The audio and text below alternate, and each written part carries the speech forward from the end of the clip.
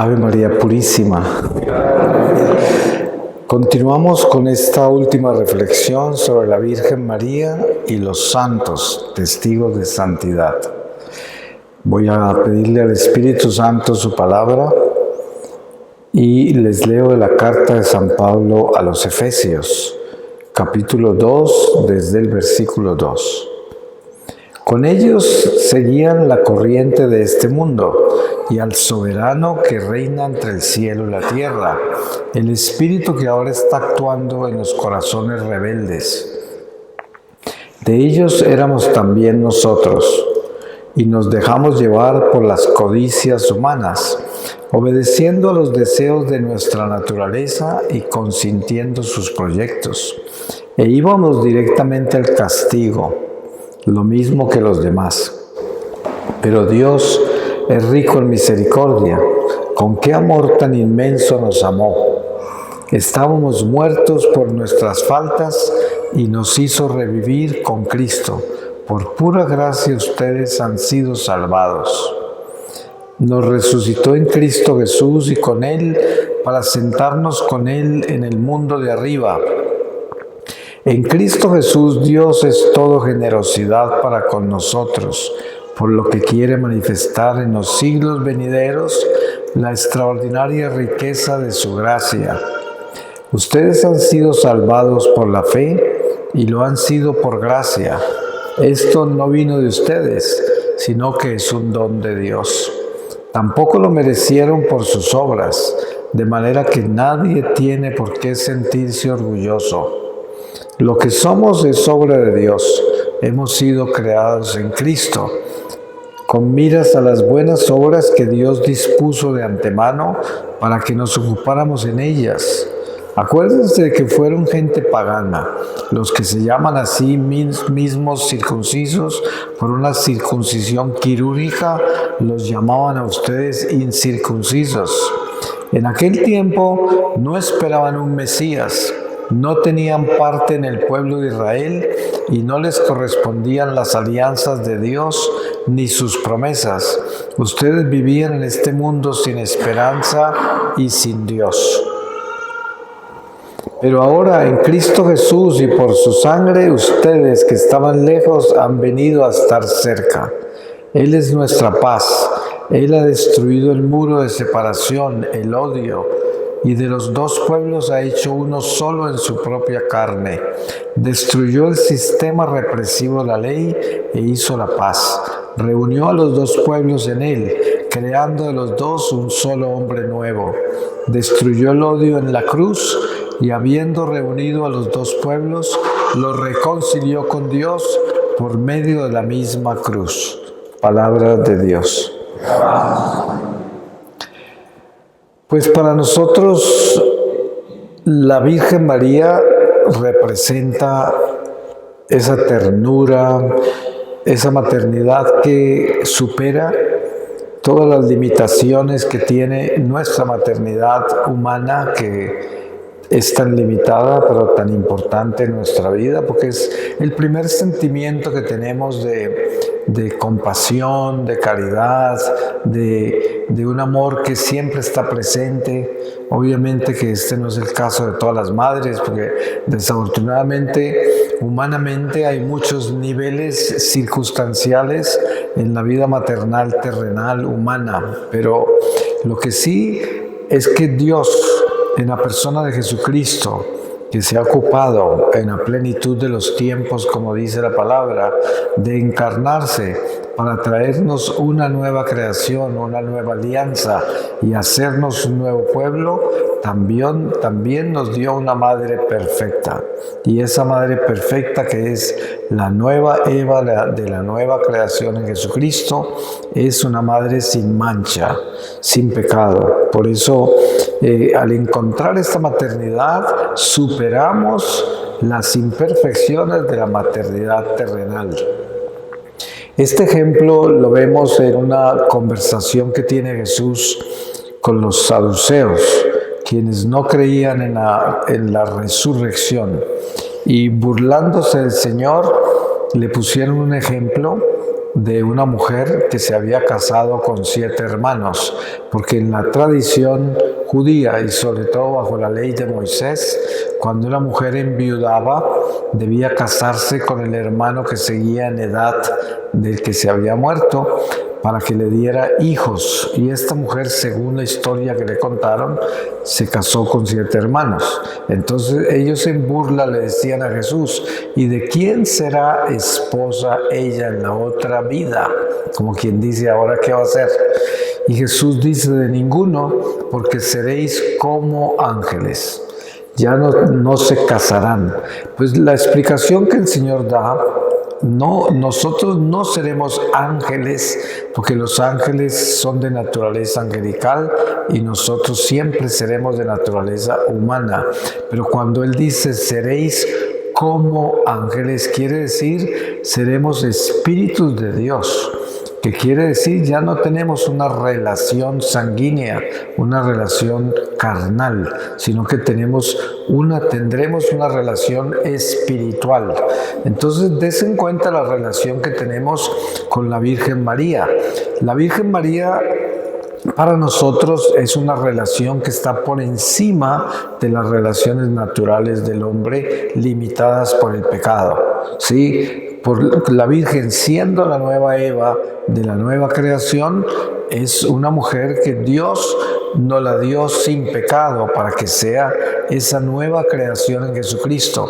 Sabemos que el mundo caído, con la Eva que cae, es una Eva que peca. Entonces, para que Dios, en la persona de Jesucristo, que como dice San Pablo, es el Adán que descendió del cielo, para que nos dé esta nueva creación, nos tiene que dar una Eva sin pecado, porque de lo contrario, ¿cómo va a ser la nueva? Y esta es la Virgen María. Partiendo desde ahí, nos damos cuenta lo extraordinaria que es la Virgen, a pesar de ser creada como un ser humano. Pero si leemos las Escrituras que en el Antiguo Testamento anuncian al Mesías, también Isaías y los profetas de antaño, algunos anuncian a María, la Virgen, la anuncian. Y así de que es una creación de Dios para la nueva alianza. Y esta nueva alianza con Dios por medio de Jesucristo encarnado entre nosotros es precisamente un reinado, y la Virgen María es reina de esta nueva creación. El demonio no soporta ni siquiera escuchar el nombre de la Virgen María, porque el Padre Celestial le ha dado a la Virgen María los dones más extraordinarios para combatir al Satanás. Por eso, como pueblo de Dios, nosotros que somos testigos de la esperanza, testigos de la luz y por lo tanto testigos de la santidad, somos llamados a reconocer al enemigo, a desenmascarar al enemigo, a estar conscientes del enemigo, del alma, que es el demonio. Si reconocemos esto y entendemos esto bien, nos damos cuenta la necesidad tan grande de unirnos a la Virgen María. Es muy importante tener claro por qué razón es bueno tener esta relación íntima con la Virgen, de ser hijo de la Virgen, entender esa familia en Dios, entender por qué Dios quiere que nosotros seamos hijos de María, por qué Él nos la ha dado como madre a los pies de la cruz, qué es el significado de esto, cuál es el sentido de esto y por qué Jesús lo desea. Por otro lado, nosotros en fe conocemos por revelación de la Iglesia que la Virgen María se ha aparecido innumerable cantidad de veces alrededor del mundo en los últimos siglos. Y también al puro principio la Iglesia tiene una bilocación, que es aquí en España, Nuestra Señora del Pilar, al apóstol Santiago, que está todo desilusionado con los paganos que vivían aquí, romanos, que no escuchaban sus enseñanzas y él estaba muy frustrado y la Virgen se le aparece para animarlo. Y nos damos cuenta ya desde el puro principio de la Iglesia cómo la Virgen María comienza a jugar este papel de apoyar la Iglesia peregrina, de animarla, de llevarla con el viento del Espíritu Santo, con esa fuerza de Dios y de llevarla a Jesús, porque es precisamente lo que ella hace, es llevarnos a ese camino marcado por su Hijo para que nosotros no nos descarrilemos y caminemos exactamente por donde Él nos ha señalado, las huellas que ha dejado. Y esta es la Virgen es camino en Jesús, es escuela en Jesús. La escuela de María es precisamente la escuela de Jesús, es enseñarnos a su Hijo, es la escuela de María. Y la santidad, que tiene que ver con la imitación a Jesús, es precisamente la compañía e imitación a María también, porque María es el ejemplo de la humildad, la sencillez, la obediencia incondicional y también la firmeza, porque si ustedes observan con cuidado la conversación que ella tiene con el arcángel San Gabriel, cuando la anunciación de la encarnación, las palabras de María denotan una sinceridad perfecta, porque ella, cuando el ángel le revela lo que va a suceder, ella dice: ¿cómo puede ser eso si no conozco varón? O sea, ella es directa, ella no se está guardando nada, está hablando desde el corazón, no con duda como le pasó a Zacarías cuando San Juan Bautista, cuando se le aparece el ángel, que él si no, él dudó y por eso el ángel lo dejó mudo hasta que San Juan Bautista nació, pero la Virgen no dudó, la Virgen simplemente exclamó: ¿cómo puede ser eso si no conozco varón? Porque para ella, como una criatura sencilla, humana, todo lo que el ángel le revelaba estaba por encima de lo que ella podía comprender. Sin embargo, sabemos que la Virgen María fue creada para ser la Virgen María. Por lo tanto, ella estaba preparada para vivir ese misterio. Porque ustedes se podrán imaginar el peso de la cruz de María cuando el ángel le anuncia la encarnación del Mesías y ella tiene que revelarle eso a San José. Ustedes se imaginan contarle a su prometido de que está encinta de un espíritu. O sea, San José no lo creyó. Ustedes saben que la palabra nos dice que San José la iba a dejar en silencio. ¿Por qué la iba a dejar? Porque no entendió. Él no entendió que era eso. Esperando un hijo de un espíritu, pues se pueden imaginar eso. Sin embargo, gracias a que San José también fue creado para ser padre putativo de Jesús, estaba preparado para creerle y confiar en la revelación del arcángel cuando se le aparecen sueños y le pide que acompañe a María y le revela que sí, que es un espíritu el que le ha dado ese hijo a María. Pero podemos ver la grandeza de este llamado, que es un llamado totalmente sobrenatural. La vida de la Virgen María y la vida de San José es una vida totalmente sobrenatural, no es natural, porque San José tiene que aceptar algo extraordinariamente extraño, algo que no es humano, como decir: mi prometida está esperando un hijo de un espíritu. Para poder aceptar eso uno tiene que elevarse demasiado por encima de su humanidad. San José tuvo que haber sido creado con las manos de Dios para que pudiera resistir eso, para que pudiera aceptarlo, para que pudiera asumirlo y asimilarlo. Y estos son los estados que viven tanto María como José, que los lleva a vivir una vida sobrenatural, como cuna de la iglesia, como hogar de Nazaret que no tiene pecado, como fuerza espiritual que crea los fundamentos, los cimientos de esta iglesia, que son Jesucristo y que nace en medio de ellos y que ellos se encargan de cuidarlo, de llevarlo, de protegerlo y de escucharlo también, porque todo lo que debieron aprender de ese niño y en esos años que vivió en silencio con ellos, como 30 años. Por eso el encuentro con esta realidad de María en nuestra vida es un encuentro de la maternidad celestial, pero también es un encuentro de batalla espiritual, porque nos damos cuenta que la Virgen María, por ejemplo, en Ruanda, la Virgen aparece y anuncia una guerra aterradora y dice: ríos de sangre correrán, esto y aquello, y nadie le cree, ni el obispo local, nadie, creen que esos videntes son falsos, que esa aparición es falsa. Y cuando menos pensaron, aparece la guerra de esas tribus y bañan en sangre todo ese país. Y ocurre eso. Al mismo tiempo está apareciendo en Medjugorje y también anuncia la guerra.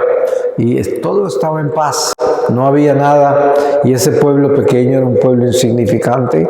Pues muy pronto después aparece tremenda guerra, la guerra de los Balcanes, que era una limpieza étnica de los serbios que querían aniquilar los musulmanes y los católicos, y la sangre que corrió fue inmensa. Y des en cuenta que María es quien viene a anunciar estas cosas y quien viene a consolar, a preparar, a anunciar y a dar instrucciones exactamente de qué es lo que tenemos que hacer. Entonces, podríamos decir, sin lugar a equivocarnos, de que la Virgen María es la embajadora del cielo más frecuente en la tierra, porque está constantemente, por orden del Padre Celestial, visitando la iglesia en forma sobrenatural. Y sabemos que a pesar de ser una persona que tiene un cuerpo humano, un cuerpo físico, sus apariciones son sobrenaturales, porque ella se manifiesta a los instrumentos que escoge Dios para que le escuchen a ella, se manifiesta por medio de éxtasis, y además siempre aparece flotando sobre una nube, sobre un árbol, se presenta en su forma sobrenatural, siendo natural también ella. Y todo esto no es comprensible para nuestra razón humana, por eso hay tanto escepticismo de tanta gente, incluso católicos, sobre las apariciones de la Virgen, porque no lo conciben, no lo aceptan, pero cuando un católico tiene la sensibilidad espiritual de la vida sobrenatural de la iglesia, no le cuesta creer que la Virgen se aparece, no le cuesta. No le cuesta creer que Jesús está verdaderamente en la Eucaristía, que ese es su cuerpo y su sangre. No le cuesta creer que si yo me confieso y el sacerdote, por unción sacerdotal, me puede perdonar los pecados y quedan perdonados, no le cuesta creer que quedó perdonado, porque cree y vive la vida sobrenatural de la iglesia. Es muy importante tener ese conocimiento y esa fe, una fe viva en el que diga: yo creo en el perdón de mis pecados, creo que el Espíritu Santo se manifiesta a través del sacerdote y tiene autoridad para liberarme del mal que me trajo el pecado. Yo creo en la Virgen María, su asunción al cielo, su virginidad, creo en su Inmaculada Concepción, creo en todos los dogmas que me hablan de María, creo en ellos y es parte de mi fe. Y todo esto constituye una edificación en la mística de la fe, en la vida sobrenatural de la iglesia.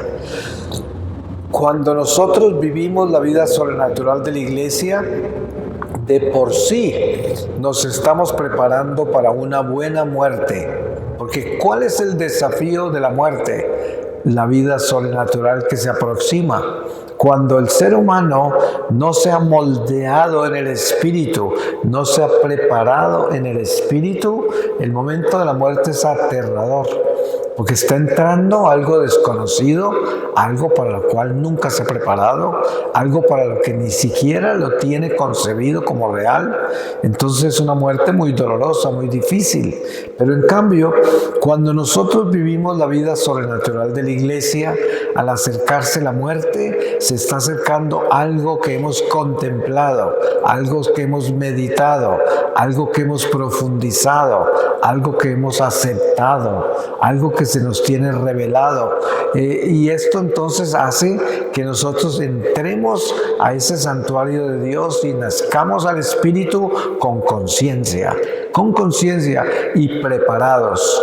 Esto es muy importante porque es precisamente la oportunidad que Dios nos da en la iglesia de que la iglesia nos prepare para la vida eterna. Porque ¿qué es la iglesia?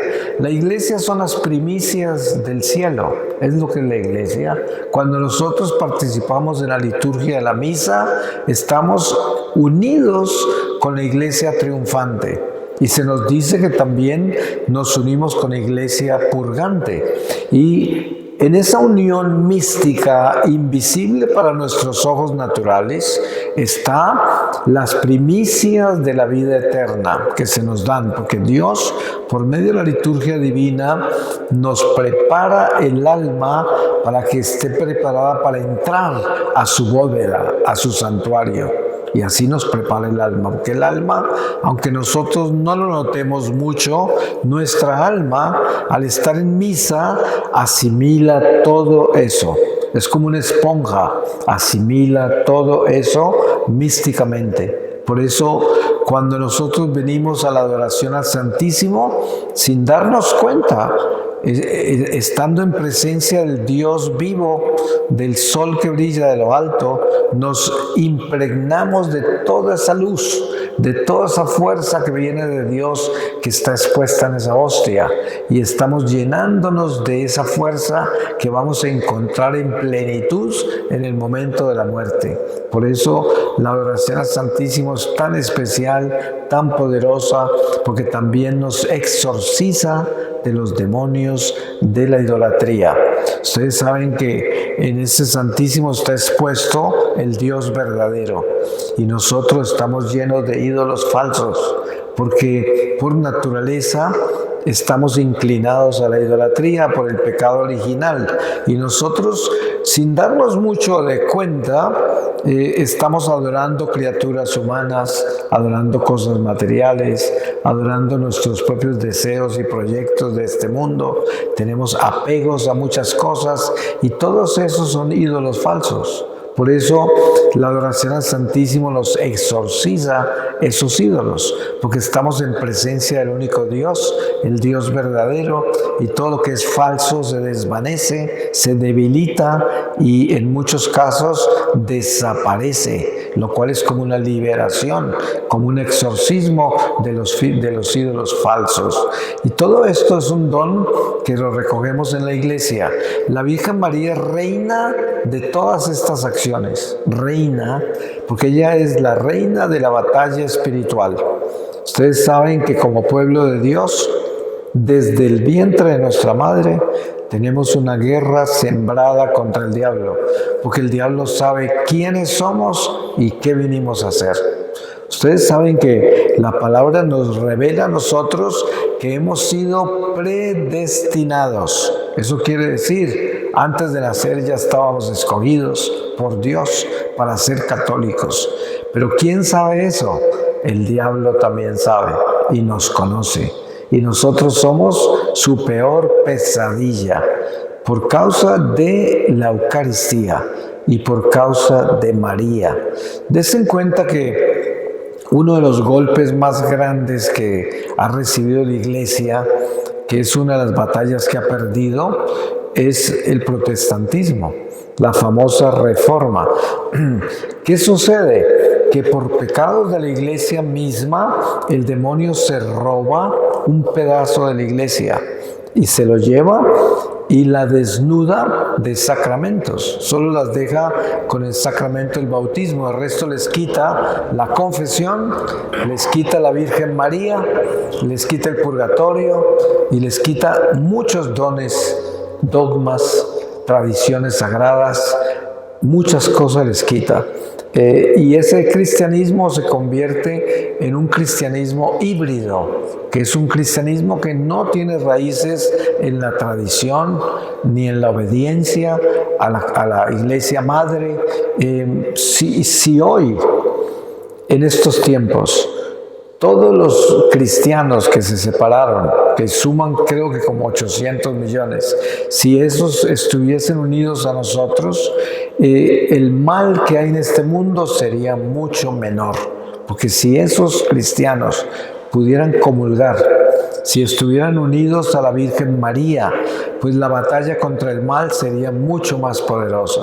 Pero el demonio se gana algunas batallas, no se gana la guerra, porque ya la perdió, pero batalla sí, y esa es una de las que se ha ganado. Pero nosotros que estamos en Iglesia Madre y que por gracia de Dios nos hemos mantenido acá, tenemos la bendición de María, que es una bendición demasiado importante, de mantenernos no solo unidos a ella, pero también en comunión con ella, que quiere decir, yo me consagro a María. Yo tengo unión en oración con ella. La Virgen María nos ha revelado el Santo Rosario y nos ha mostrado y enseñado en muchas catequesis por qué es tan importante el Rosario.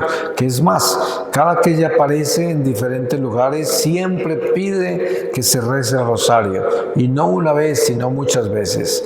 Porque el Rosario es un arma poderosa porque son las mismas escrituras, son los mismos misterios de Jesucristo, de su encarnación, su vida pública, su pasión, su muerte, su ascensión al cielo, todo, su resurrección, el envío del Espíritu Santo, todos esos misterios son los misterios de Jesucristo.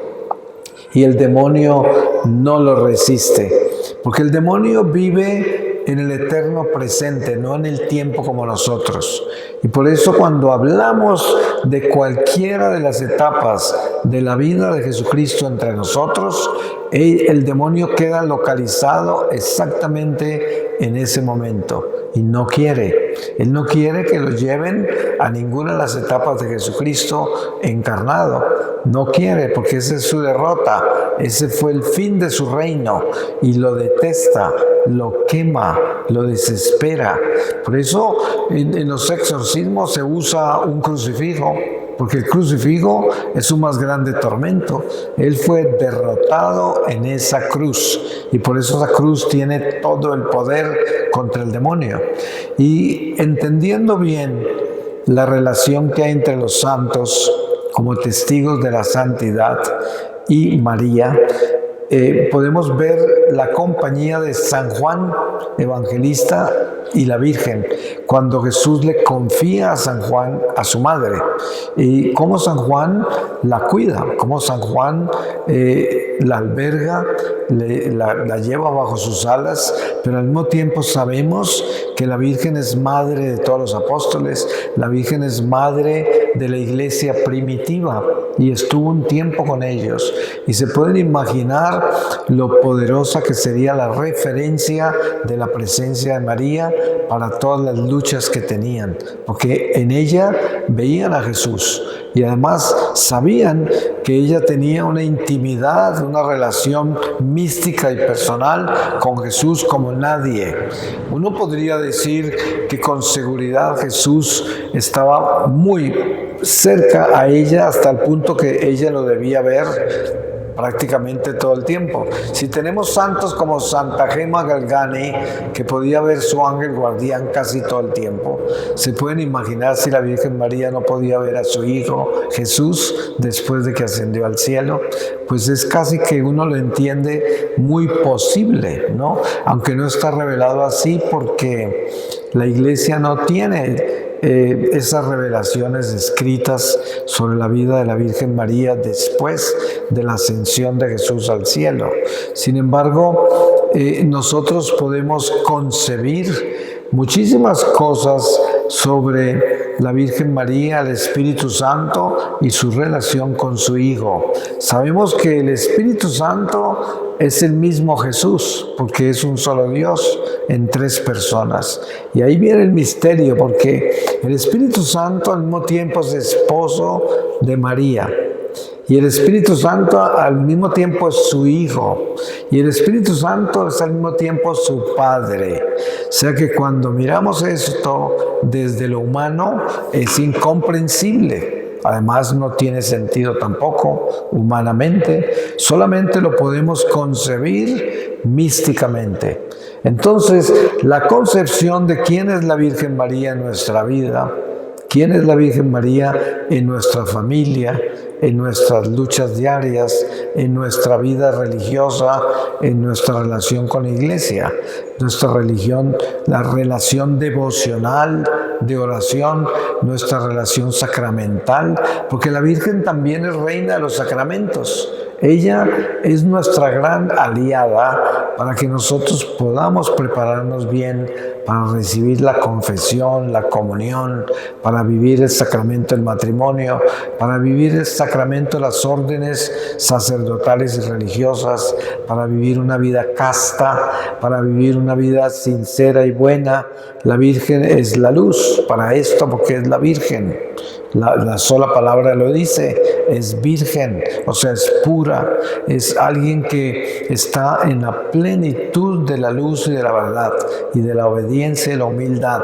Y ese debe ser nuestro espejo, el espejo donde nos miramos, que Dios nos ha dado. Es una maternidad perfecta.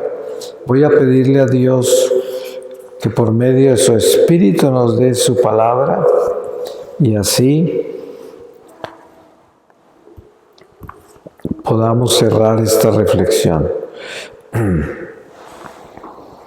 Y les leo a ustedes del Evangelio según San Juan, capítulo 8, desde el versículo 8.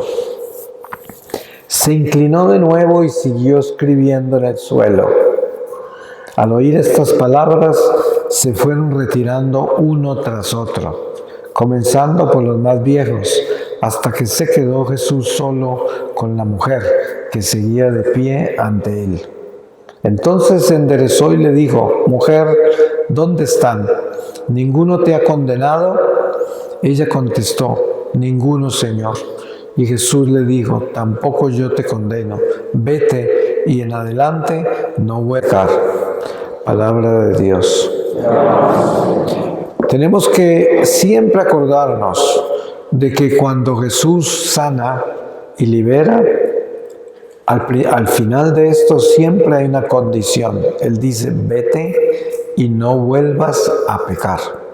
Y esto es importantísimo entenderlo, la sanación de Jesús y la condición de su sanación. Porque hoy muy comúnmente vemos en la iglesia gente que vive en pecado mortal y que no tiene ninguna intención de cambiar, y piensan que por estar en la iglesia están bien, cuando Jesús nunca dejó a nadie enfermo, siempre los curó y les advirtió: vete y no peques más.